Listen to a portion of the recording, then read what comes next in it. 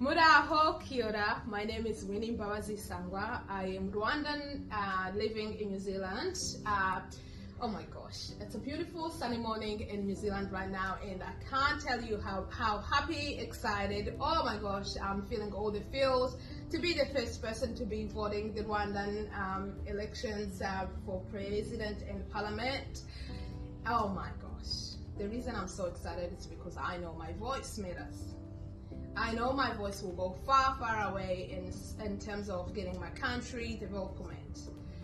What I want to say right now is our country has done so much better. There is so many development happening currently. There is like hospitals getting built right and left. There is a stadium just recently got built and celebrated. There is so many embassy opening globally. So for our next leader, I hope you will take our country up higher and higher for our people, for our nation, young generations, where they will see opportunities to make their contribution to their country. Here we go. Nitwa Gatreya Elsa, nduruka Kicukiro Biboye, ariko hano turi ni Langata, Nairobi. I'm a first time voter, ndishimye cyane kuba ndi hano. So impamvu gutora ari ikintu gikomeye cyane nuko ari decision igira impact, iri very important and very as it changes the course of our country.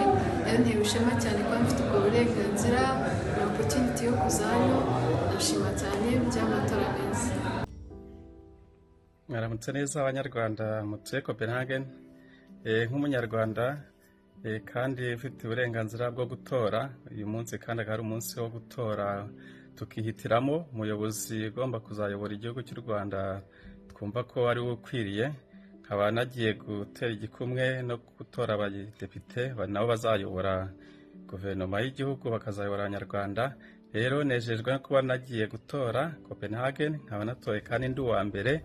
Ibyo biranejeje saa moya rwose ku site y'amatora yafunguye. Nkaba natoye ndi uwa mbere, byose byari bimeze neza, abana biteguye neza. So rero nanjye ndanezerewe kandi nizeye ko namwe muri inyuma murimo kuza gutera igikumwe cyanyu, ubundi mwihitiremo umuyobozi muntu ubereye kuzayobora igihugu cyacu.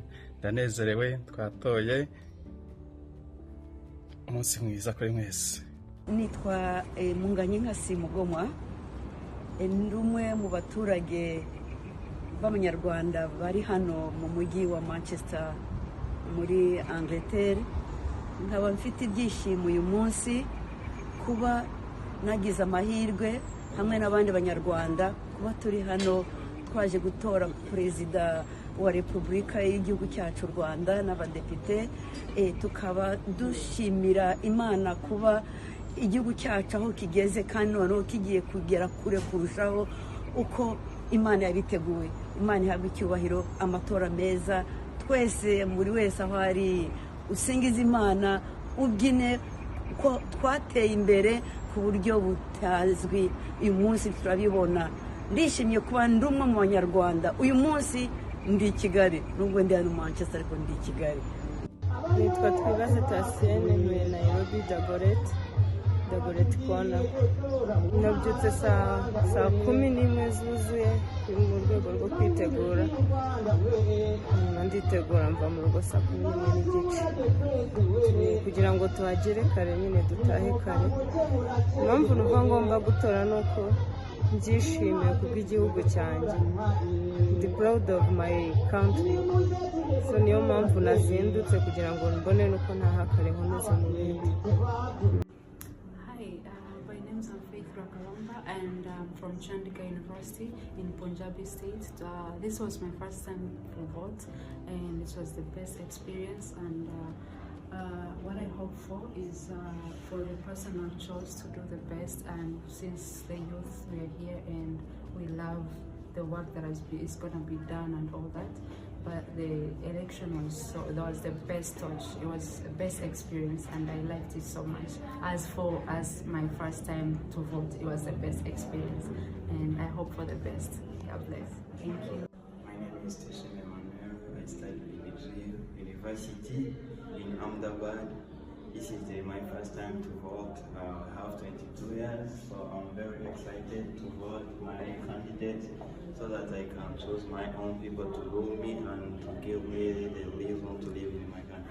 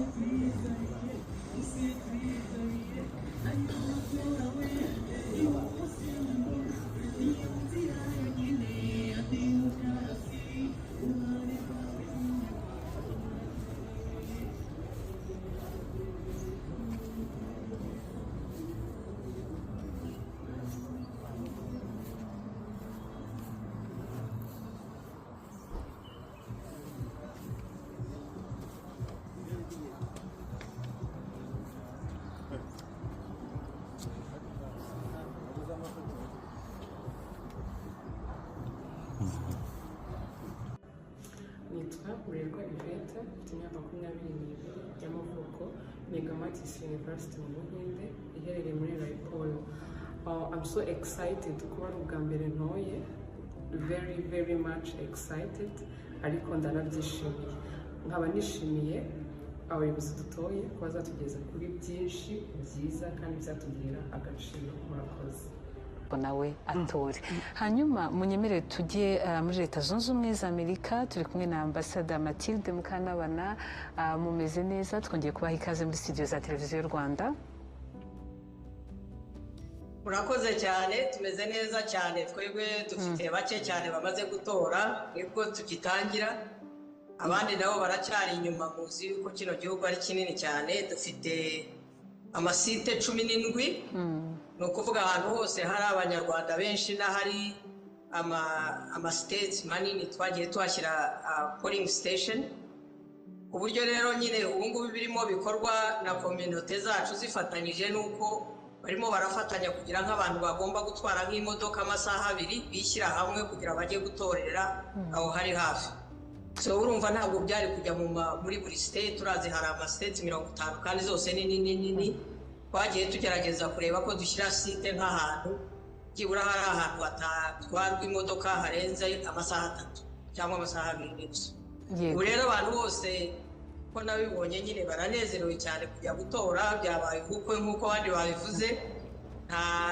Bose tuzi ko haza kuza abantu benshi, hari n'abiyandikishije, ariko tumaze n'iminsi tunavugana n'abandi benshi cyane bananiwe kwiyimura, ariko byose twagizeho provisions yuko aho bagera dusanga twabiteguye n'ibyo ngibyo, no korohereza abandi tugakoresha nk'abagitora bwa mbere, gukoresha nka consular card kugira nabo babashe gutora, ariko nyine bimeze neza cyane hano. Urakoze cyane Ambassador, uti ni nk'ubukwe, imyiteguro imeze neza, kuduha iyo shusho urakoze. Ariko nanone utubwiye ko hari ibiro by'itora 17 muri Leta Zunze Ubumwe za Amerika. Ambasade ifite ubushobozi bwo kuzikurikirana zose? Zose twagiye twoherezamo umuntu, ariko twagize no gufatanya na mission yacu yo muri New York, twagiye dufata umukozi wa ambasade akagenda, ahasigaye tugakoresha community zacu, murazi babirimo cyane nyine aba volunteers bagakorana n'umuntu uvuye muri ambasade yaba yacu yo muri Washington DC cyangwa ivuye muri New York. Hari abantu benshi cyane bato sinanabivuze cyane, mwabonye ukuntu bagiye baniyorganiza muri za WhatsApp group, nibo bantu dufite benshi cyane bagiye gutora bwa mbere, kandi ubona ko biteye imbabazi. N'abandi rero bose n'abatanze, ikindi twabonye nanone n'abandi bafashe nka nationalite y'ubunyarwanda, nabo barimo baratwaza, barimo nabo bajya gutora. Ni ibintu byinshi twagiye tubona. Yego. Hanyuma nanone kuba abanyarwanda bo muri Leta Zunze Ubumwe za Amerika babasha kwitorera abayobozi mu nzira ya demokarasi kandi bari kure y'igihugu cyabo, ubona babyakira bate? Babyakira neza cyane, barimo baravuga bati natwe ubwo n'ukumva ko dufite ijwi mu by'igihugu cyacu gikora, dukunze ubutegetsi bwacu, turashaka natwe kumva yuko turimo yuko icyubakwa cyose natwe ijwi ryacu rirahari aho ngaho, urumva ko banezerewe cyane, nibyo banavuga cyane no muri za social media zabyo. Kandi ukanabona n'abana, ahubwo ikintu gitangaje ni nk'abana bigana n'abo ngabo bacu b'abanyarwanda, yenda bafite nk'abanyamerika, baravuga bati mugira Imana kuko kumva ko n'igihugu kirimo kibakurikira ahangaha, kuko icyo nababwira ni uko nta ambasade menshi ashobora gukora ibyo dukora hano, ntabwo bashobora kubemerera kujya gutora mu zindi ntara. Ibyo rero byose nyine bakabibona bakumva ko ari ubundi gushya bw'u Rwanda, nyine budasa bw'u Rwanda, kuko ubundi nta zindi ambasade nta za Afurika zijya gutoresha aho hose turimo tuvuga. Ambasade Mathilde, kumva umwana w'umunyarwanda nyine yanezerewe kumva ko ari no muri icyo kintu kindi abandi badafite. Yego, Ambasade, wari utubwiye yuko mwe aribwo mugitangira igikorwa cy'itora, nta mbogamizi zibonetsemo, murateganya gusoza ryari?